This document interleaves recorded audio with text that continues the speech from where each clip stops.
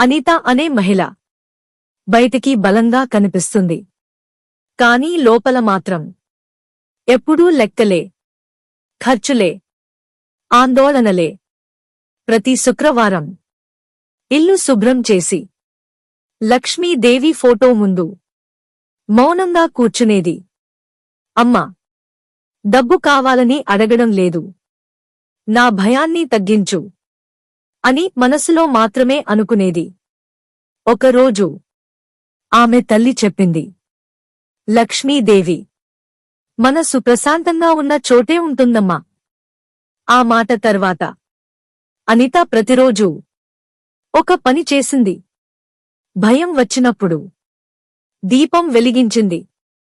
కొద్ది రోజులలో డబ్బు ఒక్కసారిగా రాలేదు, కాని మనసులో ధైర్యం వచ్చింది. సరైన నిర్ణయాలు తీసుకునే శక్తి వచ్చింది.